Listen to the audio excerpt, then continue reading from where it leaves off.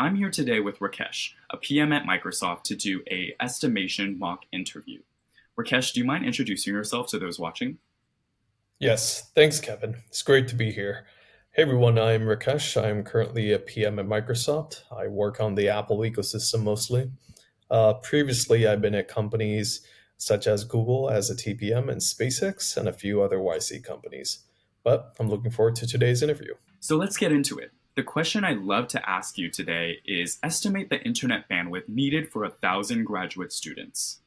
The question I have is like, there are many types of graduate students, right? There are people within the medical field, there are people within computer science, there are people within liberal arts, and many other fields. And the question itself is going to be dependent on what type of students we choose.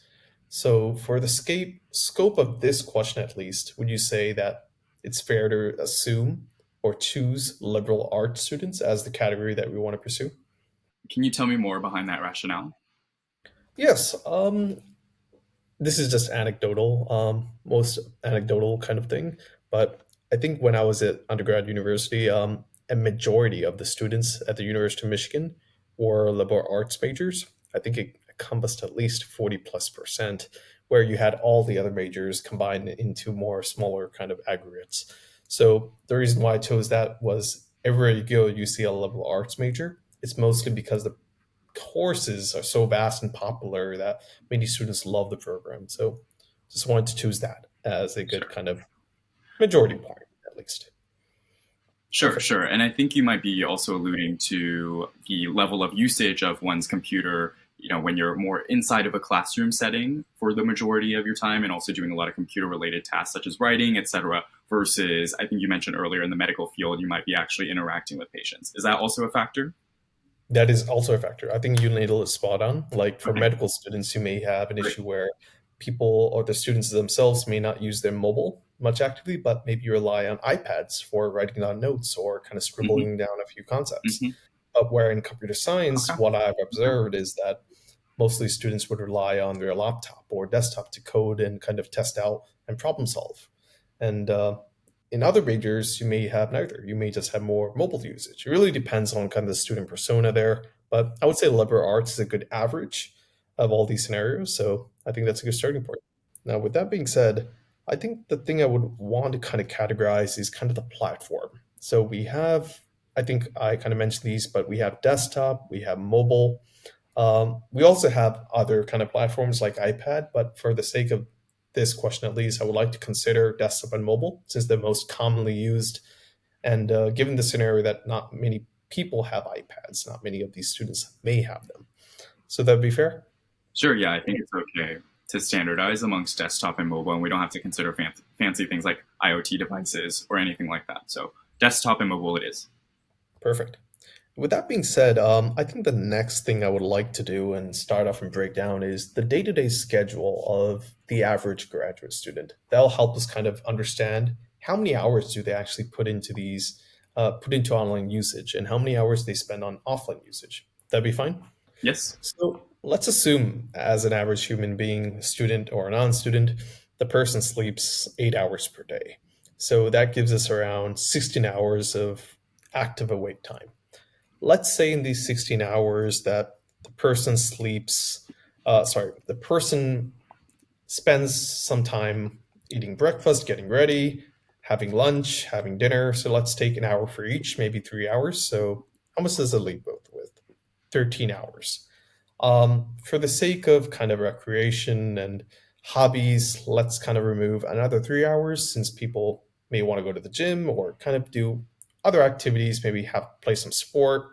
If not, do some other activity which is individualistic to that person. So I'm going to remove another 3 hours from that. That gives us a total of 10 hours for us to work with. So I think the interesting scenario here is that classes and how much time do classes take per day. So I'm going to assume, for the sake of this exercise, we can do either the weekday or the weekend because they both have different structures. But for the sake of this exercise, I would propose we would do their normal school day. Would that be fine with you? Sure, yeah, we can always talk about that at the end where potentially we can make different estimates and stuff like that.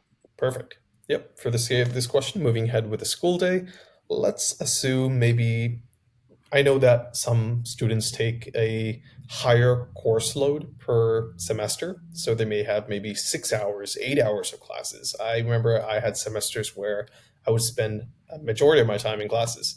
But I also have semesters where my friends and I used to spend maybe not that much time, maybe 4 hours in classes. So why don't I take the middle ground here and say 6 hours of classwork per day, which I'm actively in class? Would that be fine as an assumption? So if classes are about 1 hour long, or maybe they're different in your experience in graduate school, you're assuming that around a graduate student is taking about 6 classes per day. I would not assume 6 classes per day because the typical, at least to my anecdotal experience, classes were really long when you take a 4 credit course. They typically range between 3 hour seminars where you have some series of like mini group discussions, all these other activities, but they usually take 3 hours.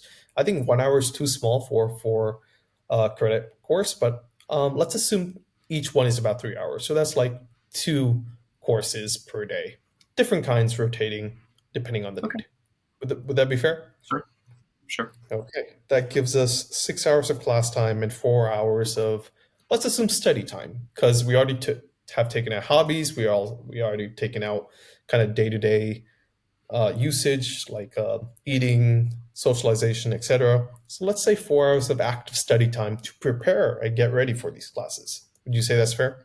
That's fair. Okay. Okay, now comes the interesting part. How do we categorize these in terms of desktop versus mobile?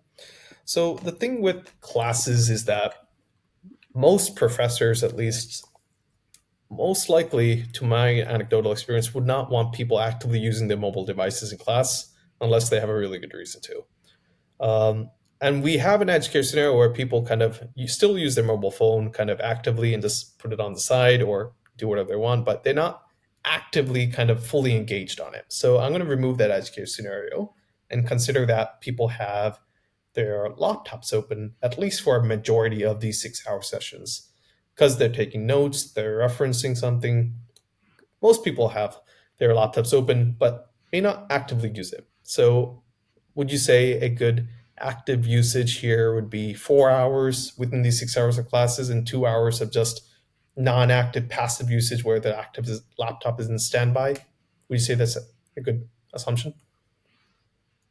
Yeah, I think that's reasonable. And feel free, by the way, to just assume things, and I will jump in if I have questions around where that rationale is coming from. Perfect. Now, with that freedom, I'm going to assume that 4 hours of active desktop usage out of those 6 hours and 2 hours of standby. And the remaining 4 hours, I would want to assume, since it's preparing and studying, I would say it's a mix of both mobile and desktop usage. So I would say 2 more hours of mobile usage per day, and I would say 2 hours of laptop usage. So that gives us a total of 6 hours per day of active laptop or desktop usage and 2 hours of mobile usage. I would be curious about the mobile usage, right? Anecdotally speaking, just looking at screen time numbers, they're far above 2 hours, probably for most folks. How do you square that, and how would you consider that, or yeah, would you push back? I'm curious where that 2 hours is, how you're justifying the 2 hours here. That's a good question. I would say on the lower spectrum, a typical student could have a scenario where they're not actively checking their phone and sitting on their phone. They could just use it in between bus rides, use it between kind of coffee breaks for a few minutes, and that all adds up to 2 hours of a time. Sometimes they have a quick thing they want to check on their phones or kind of a video they want to watch for a quick relaxing break. So I see why your question is coming from, and I do agree on the point. So why don't I do this? Why don't I keep the 2 hours as active, meaning that people use it on an active basis? But remember the 3 hours I kind of subtracted at the beginning, which was mostly hobbies and recreation. I did also want to consider, since you mentioned it, that sometimes people rely on their mobile devices and depend on many social network platforms as recreational activities, but not everyone. So why don't I kind of push that a bit more since we're definitely seeing more screen time to saying, let's add another 2 hours of those 3 hours. So that brings up the total mobile hours per day to 4. And I think that's a good Okay. total screen time per day, not considering the too Okay. many extreme cases for the typical graduate student. Do you say that's fair? Okay. Great. I think that sounds much more fair. Awesome. So now that gives us a total of 10 hours per day on active internet usage for both devices combined. With that being said, I think the next step is for us to break down the activities associated with each device. And we can clump them together, but I want to kind of lay out my kind of perspectives on these activities. Would you agree? Perfect. So, out of the 6 desktop hours, what I've kind of came up with and assumed is, let's say the student uses 3 hours of the desktop or the laptop time to kind of watch videos regarding the lecture while inside kind of class, or maybe not in class, maybe spend some time just watching informational videos, which are related to class, that is. And I would say the remaining 3 hours would be spent on taking notes, kind of writing up a few papers, drafting up a few ideas, and other miscellaneous activities, checking your email, etc. Would you say those are fair assumptions? Yeah. Okay. And for the mobile side, I think this is where it gets interesting. I would say 2 hours of miscellaneous activities. This could be something like texting, um, maybe responding to a few friends, etc. And 2 hours of active social media feed, which is pretty maybe content heavy. This could be anywhere from watching a video on YouTube, which is played in high quality, or something even as watching a few Instagram reels or TikTok reels. I'm not sure if TikTok is still available, but um, something of that kind. Would you say that's fair? That's fair. Now I think the next step is to kind of make an assumption of what's the bandwidth of these individual activities, and kind of use that as a data point for us to get started. I would say for the desktop scenario, just 3 hours of browsing and maybe surfing the web could take anywhere from 1 Mbps per kind of I would say the interval of time, and this time, let's say, is kind of 1 minute. So per minute, I would say 1 Mbps. For kind of miscellaneous activities like drafting up a paper, Google Docs, slides, or whatever kind of or operational tools you're using, maybe another 1 Mbps for the sake of simplicity. And for, I would say, the mobile scenario, I've estimated the high quality videos, maybe something like a high quality video on YouTube or other social media platforms, could be 5 Mbps per minute. And the other thing about social media, which is kind of like you see high quality reels, sometimes you don't, you scroll down and watch a few high quality pictures. I want to take maybe not 5, but somewhere around 3 Mbps. Would you say that those are fair assumptions? Mhm. Okay. Now, with that being said, let's do some math. So I'm going to walk you through it. So I would say for the first person of the desktop, which is 3 hours. So that's 3 hours times 1 Mbps. That's equal to 3 GB. For browsing as well, we have another 3 GB. For mobile, considering random social media videos, pictures, reels, we have 3 hours of that.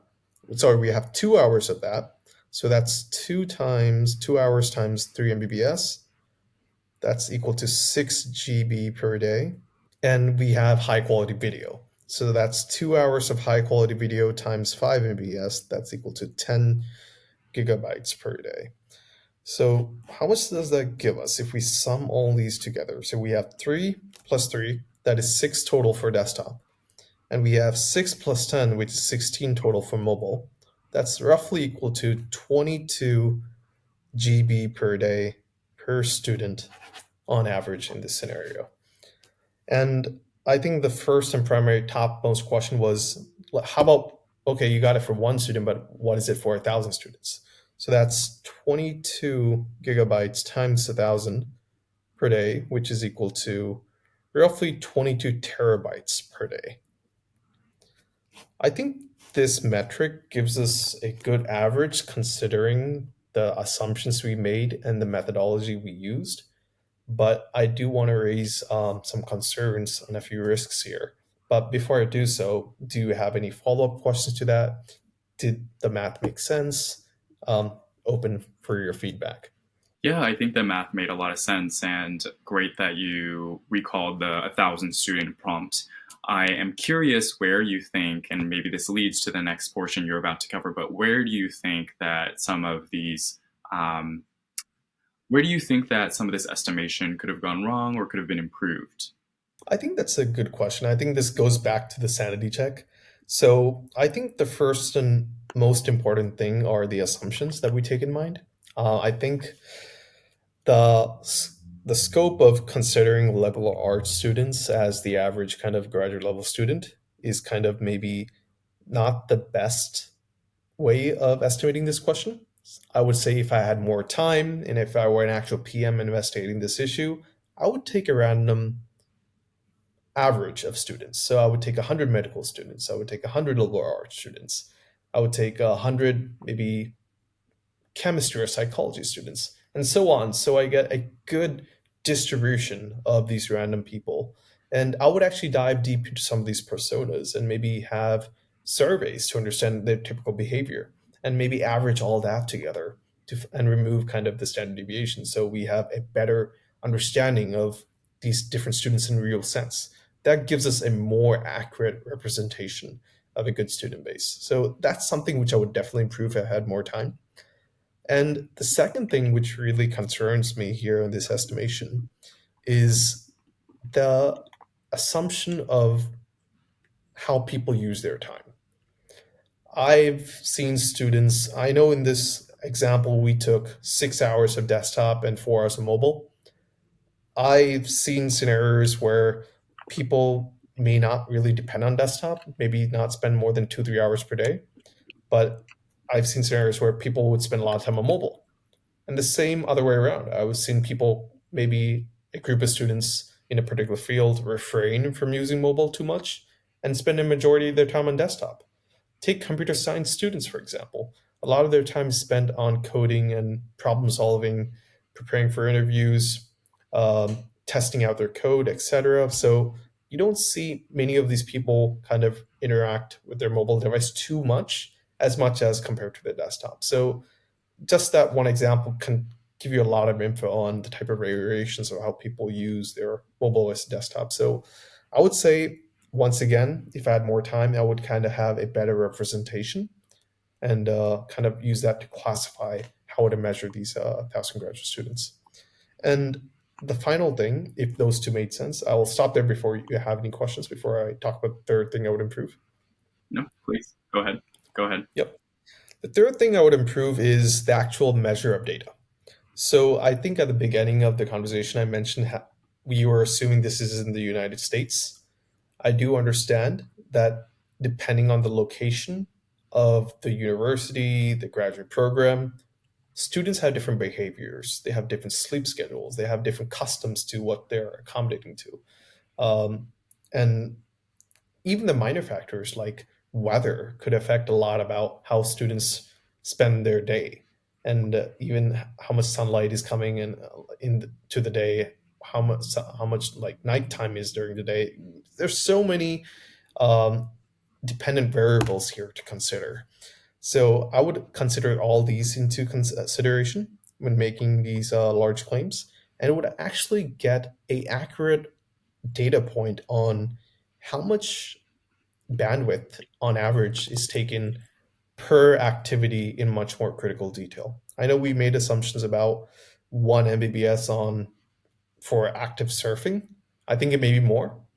I made that basic assumption, but I would get those numbers really accurate so we can have a really good, concrete, mathematical and data driven way to estimate this. So I would definitely improve on these 3 to 4 points if I had more time. Thanks, Rakesh. So why don't we move on to, let's consider the mock closed. Let's move on to the feedback portion. Do you have any quick feedback besides the stuff that you mentioned earlier for yourself? And then I'll dive into the what an interviewer rubric feedback might look like for you.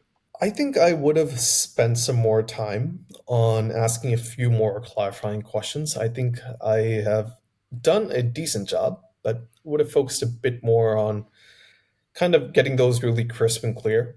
And maybe I would have spent a bit more time on kind of laying out my methodology of selecting and choosing a few assumption based numbers on how people spend their day.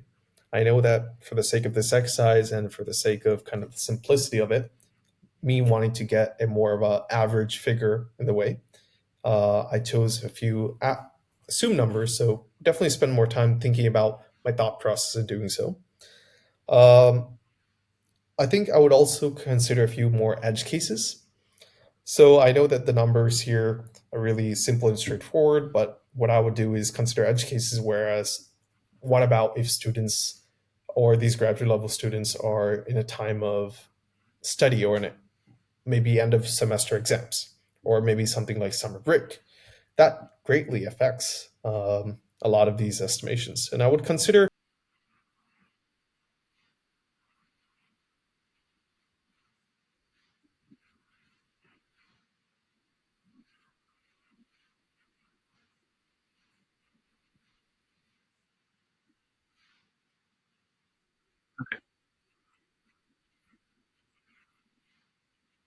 Perfect.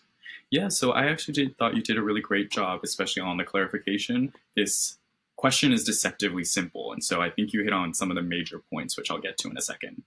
Things that I thought you did well, Rakesh. So first of all, great job scoping down the problem and making it a lot more manageable, right? And you did that in the clarification section. You talked about liberal arts students. I might have just kept it a little bit more general, right? Like something about students who spend a lot of time on their laptops or in the office as opposed to out of the office, i.e., lawyers, doctors, et cetera, et cetera. So that might have been a little bit too niche, but overall still fine. The devices that one uses and the scheduling was all super clear as well, so I appreciated that. Number two, I thought you did a really great job rolling with the punches for when the interviewer pushes back. And when you get to more advanced level interviews, that is going to happen much more frequently. And I thought you did so with a really positive attitude and was able to come back with a coherent answer. And then number three, I thought you did a great job in this section where you called out where the estimation could have gone wrong. And that's definitely a more advanced estimation tactic, right? Where you are proactively telling the interviewer, hey, this isn't perfect. If I had XYZ data, this is what I would be looking into. Obviously, no one's going to know a lot of this off the top of their head. And I want to call out that most people are not going to know bandwidth and megabits per second and what is a sort of reasonable Mbps. So that could have been something someone clarifies at the beginning of an interview as well. No one is expecting you to memorize these numbers. Okay, so those are on the positives. On the things that you could have improved. So this is a more minor presentation point, Rakesh, and this is something a lot of people struggle with, but you have a bit of upspeak, which means that your tone goes up at the end of your sentences. So for example, you would say mobile usage, desktop usage. In general, when you lift the tone at the end of the sentence, it sounds like a question and it's not as confident sounding. So I'd practice downspeak more. Again, a lot of people face that issue. I do that sometimes too, so don't feel like it's something that is something you can't overcome, right? Everyone does this. Number two is try to be more proactive with things in general, right? So whether it's I think I was the one who prompted you to say, hey, where could these things go wrong? Or I think in general, it's like, hey, I'll jump in if I have any concerns. And then you still consistently ask, does that sound good with you? Which is a good technique to check in with the interviewer. But maybe you can do so by saying, hey, I'm going to move on to the next section if that's all right with you. Or just tell me what you're going to do next instead of just stopping and saying, hey, does that sound good with you? Right? So it's already great that you're checking in. That's definitely necessary, but do so in a more proactive manner, either by calling out some risks and considerations and or just moving the interview along. The reason that's important is as a PM, you want to be seen as a leader. You want to be seen as someone who can rally the crowd and rally the conversation. So that would help with an interviewer being more confident in your skill sets for this role.